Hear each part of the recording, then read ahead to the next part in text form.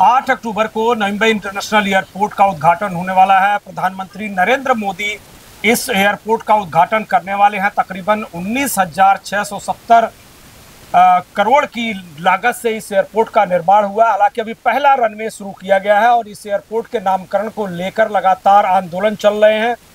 जो यहाँ के स्थानीय प्रकल्पग्रस्त हैं, उनकी मांग है कि इस एयरपोर्ट पर दीवा पाटिल का नाम दिया जाएगा। एक दिन पहले यानी आज से एक दिन पहले मुख्यमंत्री देवेंद्र फडणवीस ने नामांतरण को लेकर एक अहम बैठक की और उसमें भरोसा दिलाया प्रकल्पग्रस्त संघर्ष समिति को कि अगले 3 महीनों के दौरान इस एयरपोर्ट पर दीवा पाटिल का नाम दे दिया जाएगा। आज की जो ताजा अपडेट्स है वो है कि सिडको के एमडी विजय सिंघल ने एक प्रेस कॉन्फ्रेंस की और 8 अक्टूबर को जो उद्घाटन की तिथि है उसको लेकर जानकारी दी कि किस तरह से उद्घाटन होगा, क्या क्या कार्यक्रम होंगे, प्रधानमंत्री का क्या वहां पर किस तरह से उनका कार्यक्रम होने वाला है। ये तमाम सवाल है, लेकिन सबसे अहम सवाल है एयरपोर्ट एक तो बहुत लंबे समय से प्रतीक्षित था और जो वादा किया गया था कि इसमें डायरेक्ट तौर पर 15,000 से अधिक नौकरियां दी जाएगी, इसकी स्थिति क्या है? क्या इस एयरपोर्ट के बाद जो सबसे बड़ी समस्या पैदा होने वाली है नवी मुंबई के लिए क्या होगी? जो चैलेंजेस हैं उसको टैकल करने के लिए किस तरह से सरकार और सिडको प्रयास कर रहे हैं?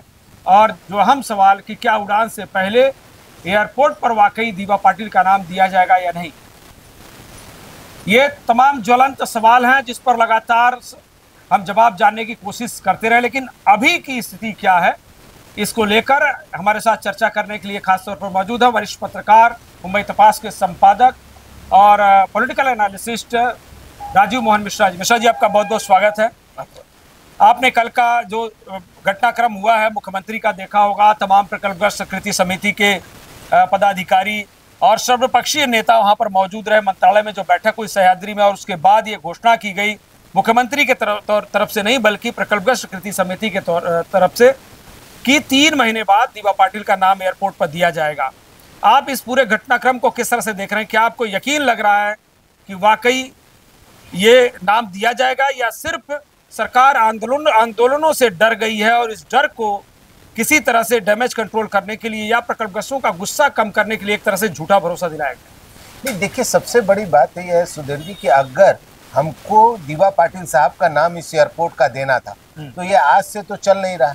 इसको करीब 8-9 महीने या 1 साल से ऊपर हो गए इस आंदोलन को किए हुए प्रकल्पग्रस्तों द्वारा कि वो बार बार डिमांड कर रहे हैं कि इस एयरपोर्ट का नाम दीवा पाटिल साहब का नाम दिया जाना चाहिए।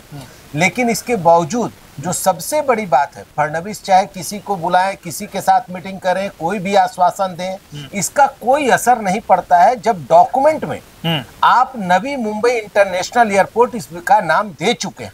आपको जो एयरपोर्ट का एरोड्रम का जो एक लाइसेंस होता है, एरोड्रम का लाइसेंस ही आपको मिला है नवी मुंबई इंटरनेशनल एयरपोर्ट के नाम पर। तो जब वो लाइसेंस आपको नवी मुंबई इंटरनेशनल एयरपोर्ट के नाम पर मिला है, इसका मतलब कि अब उसके अंतर्गत जो कुछ भी एयरपोर्ट से संबंधित कार्य होंगे वो सारे अब नवी मुंबई इंटरनेशनल एयरपोर्ट के नाम पर किए जाएंगे।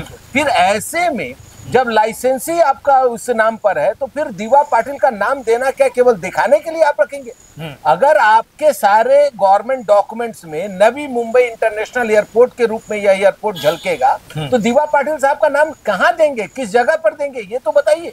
दूसरी चीज की जो कुछ भी ये है आप जो देख रहे हैं, ये जो प्रकल्पग्रस्तों की मीटिंग हुई मुख्यमंत्री के साथ, ये सिर्फ इसलिए है कि मोदी जी आ रहे हैं, मोदी जी के सामने सफलतापूर्वक इस एयरपोर्ट का उद्घाटन हो जाए और मोदी जी शांति से यहाँ से उड़ जाएं। उसके बाद जो प्रॉब्लम होता रहेगा वो तो महाराष्ट्र सरकार को फेस करना है, वो फेस करते रहती है। तो ये जो चीजें हैं, मुझे लगता है कि इसमें प्रकल्पग्रस्तों के जो नेता गए थे मुख्यमंत्री की सभा में, मुझे लगता है कि वो सब प्रो गवर्नमेंट वाले हैं और प्रो गवर्नमेंट के सपोर्ट में उन्होंने ये अगर जो भी कुछ प्रकल्पग्रस्तों को समझाने का प्रयास प्रकल्पग्रस्त नेताओं द्वारा किया जा रहा है, मेरी नजर में पूरी तरीके से मुझे लगता है कि प्रकल्पग्रस्त नेता प्रकल्पग्रस्तों के साथ धोखा कर रहे हैं और उनको यह मालूम होना चाहिए कि लाइसेंस जब नवी मुंबई इंटरनेशनल एयरपोर्ट के नाम पर है तो फिर दीवा पाटिल साहब के नाम का क्या औचित्य रह जाता है, ये वो लोग को पहले पूछना चाहिए अपने प्रकल्पग्रस्त नेताओं से।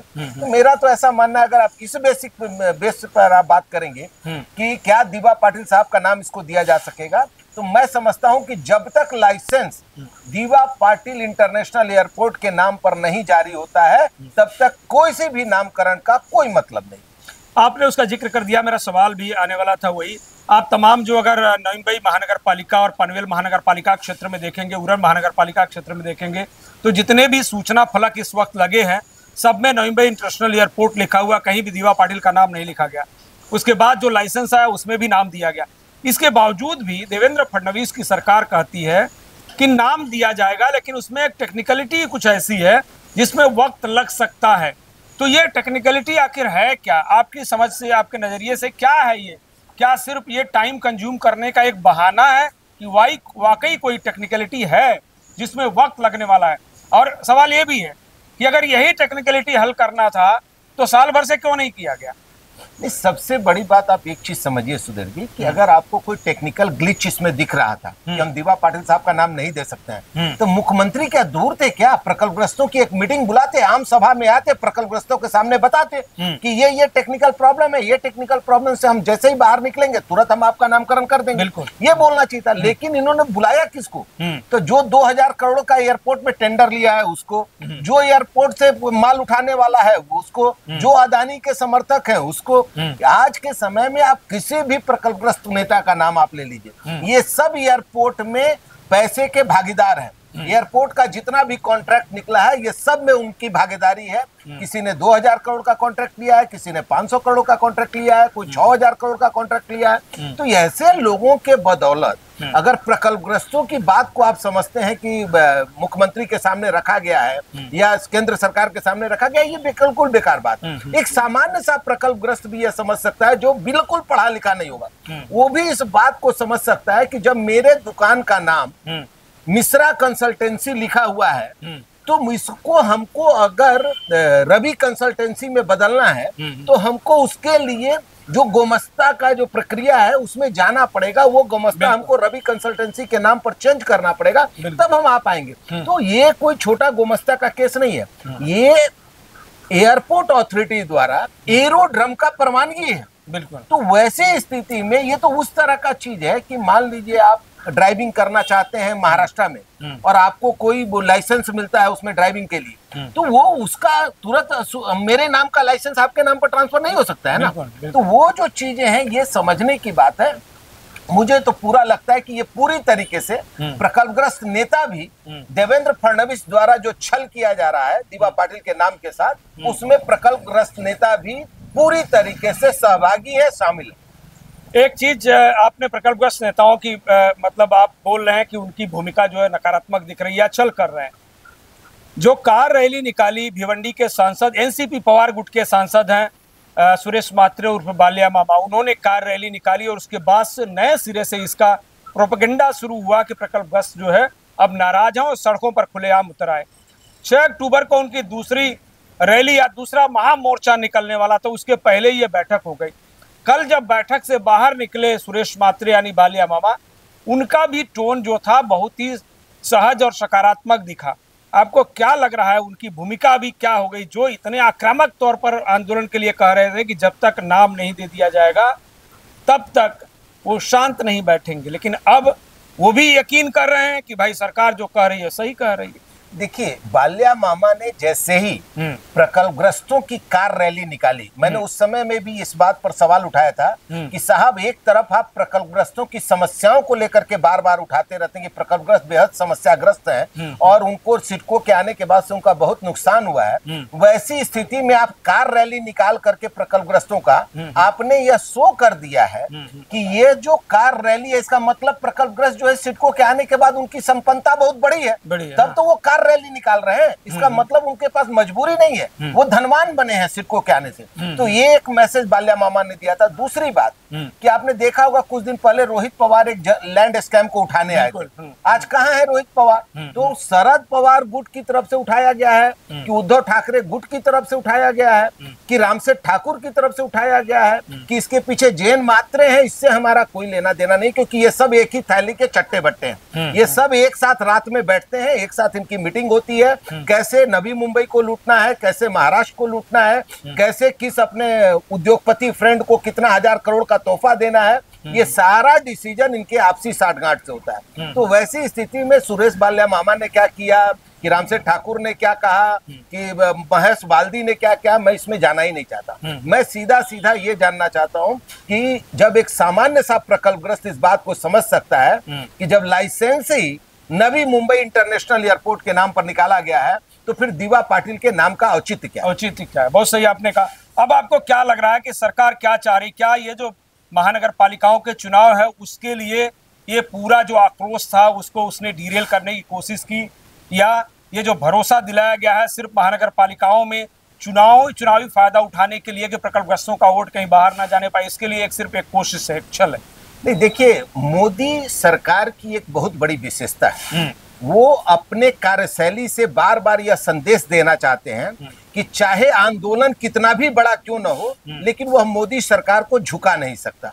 यही मैसेज यहाँ भी उन्होंने देने का प्रयास कर दिया है। अगर यह उद्घाटन सफलतापूर्वक संपन्न हो जाता है तो आप यह समझ लीजिए कि मोदी सरकार ने यह मैसेज दे दिया कि आप लोग कितना भी आंदोलन कीजिए, आपके आंदोलन के आगे हम मजबूर नहीं हो सकते। हमको जो इच्छा करेगा हम वही करेंगे। ये मोदी सरकार का स्पष्ट संकेत है। आप कितना भी आंदोलन उठा लो, देश में बड़े बड़े आंदोलन हुए, लेकिन सब आंदोलनों का नतीजा यह हुआ कि जो मोदी सरकार ने चाहा वही हुआ। तो ये इस बार भी यही मैसेज दिया गया है कि प्रकल्पग्रस्त नेता कैसे उनकी मुट्ठी में है। जो लोग आज उनका प्रकल्पग्रस्तों का नेतृत्व करते नजर आते हैं, वो कैसे सरकार के जिसको बोलते हैं ना कि सरकार के चमचे बने बैठे हैं, वैसे उनकी हालत दिखाई दे रही है। अब प्रकल्पग्रस्तों की भूमिका क्या होनी चाहिए, क्योंकि जैसे आप कह रहे हैं कि नेता तो उनके चट्टे बट्टे हैं या सरकार के लिए ही काम कर रहे हैं, उद्योगपतियों के लिए काम कर रहे हैं, तो फिर दीवा पाटिल का नाम तो उड़ान से पहले नहीं मिलने वाला है जैसे उम्मीद लग रही। ऐसे में प्रकल्पग्रस्तों की भूमिका क्या होनी चाहिए? आप मेरे को एक बात बताइए, जिस दीवा पाटिल के नाम पर आज इतना बड़े बड़े लोग आवाज उठाते फिर रहे हैं, उस दीवा पाटिल साहब ने अपने लिए अगर सिडको से 1 बीघा जमीन भी लिया हो तो आप हमको बताइए। उन्होंने अपने लिए कभी कुछ लिया हो तो बताइए। लेकिन दीवा पाटिल साहब के नाम का नेतृत्व जो लोग कर रहे हैं, इन सबों ने सिडको के यहाँ से हजारों करोड़ सैकड़ों करोड़ का फायदा कमाया। तो आप इसी से समझ सकते हैं कि क्या इन नेताओं का चरित्र दीवा पाटिल साहब से मेल खाता है कि यह दीवा पाटिल साहब के किसी आंदोलन का नेतृत्व कर पाएंगे। इसलिए जरूरी है कि प्रकल्पग्रस्त अपना नेतृत्व किसी ऐसे व्यक्ति के कंधों के साथ आगे बढ़ाएं या आंदोलन को ऐसा रूप दें जो कि कम से कम दीवा पाटिल के साहब के बिल्कुल समान ना हो, लेकिन उनके पद चिन्हों पर चलने वाला, जो अपने फायदा से ज्यादा प्रकल्पग्रस्तों का फायदा देखता हो और हर हालत में प्रकल्पग्रस्तों के साथ न्याय उसका मकसद हो। आखिरी सवाल आपसे, क्या लग रहा है आपको, इतना तामझाम, इतने आंदोलन, इतनी चर्चा बैठकों के बाद, इतने वादे और इरादों के बाद नवी मुंबई इंटरनेशनल एयरपोर्ट पर उड़ान के पहले, जैसा कि सिडको एमडी ने कहा है दिसंबर में डोमेस्टिक और इंटरनेशनल उड़ान होगी, तो क्या उड़ान से पहले नवी मुंबई इंटरनेशनल एयरपोर्ट पर दीवा पाटिल साहब का नाम लग पाएगा? देखिए, मैं एक बात बताता हूँ, अभी जो देवेंद्र फडणवीस या बाल्या मामा या रामसेठ ठाकुर या मंदा मात्रे या गणेश नायक, इन लोगों ने जो वादा किया, क्या किया, 3 महीने लगेंगे। अब 8 अक्टूबर को ओपनिंग होने जा रही है, 8 अक्टूबर से 8 दिसंबर तक आप जाएंगे तो 2 ही महीना होता है। तो वैसी स्थिति में इसका मतलब है कि जो उड़ान शुरू होगी उस वक्त तक दीवा पाटिल साहब का नाम नहीं लगेगा, ये बिल्कुल क्लियर है। दूसरी बात मैं आपको बोलना चाहता हूँ, आप यह समझिए कि जो सरकार हजारों हजार करोड़ रुपया खर्च कर करके अंतर्राष्ट्रीय एयरपोर्ट का निर्माण कर रही हो और वो अंतर्राष्ट्रीय एयरपोर्ट एक प्राइवेट हाथ में गिफ्ट कर दे रही हो, उस सरकार से आप समझते हैं कि वो प्रकल्पग्रस्तों की चिंता करेगी, जिसको अपने तिजोरी की चिंता नहीं है कि इतना बड़ा रकम खर्च करके हम किसी प्राइवेट को हम हैंड ओवर करने जा रहे हैं। या तो आपको खर्च नहीं करना चाहिए था, फिर पूरा का पूरा खर्च उस प्राइवेट इंटरप्रेन्योर से कराना चाहिए था, लेकिन आप उतना खर्च करके। अभी दूसरी बात देखिए, एयरपोर्ट का फायदा किसको होने वाला है, अटल सेतु का फायदा किसको होने वाला है? आपके पास सिडको के पास यहाँ कुछ जमीन नहीं बच गया, जमीनें कहाँ चली गई? कुछ जमीनें चली गई JNPT SEZ में, बाकी चली गई नवी मुंबई SEZ में, और रह गया एयरपोर्ट तो वो पूरा का पूरा अदानी के पास। तो आप मेरे को बताइए, क्या 3 प्राइवेट इंटरप्रेन्योर के लिए आप इतना, मतलब जिसको आपने ही शायद बताया कि चारों फेज का काम पूरा होते होते एयरपोर्ट का 1 लाख करोड़ रुपया खर्चा हो जाए। तो वैसी स्थिति में 14,000 करोड़ का अटल सेतु, 1 लाख करोड़ का ये बना करके आप किसको फायदा पहुंचा रहे हैं? और इतना बड़ा गवर्नमेंट खर्च एक्सपेंसेस करके प्राइवेट इंटरप्रेन्योर उसका फायदा लेगा? इतना भी कॉमन सेंस जिस सरकार को नहीं है। सिडको के एमडी ने कहा कि पहले चरण में 19,000 670 करोड़ रुपए लग चुके हैं और 15,000 नौकरियां मिलेंगी।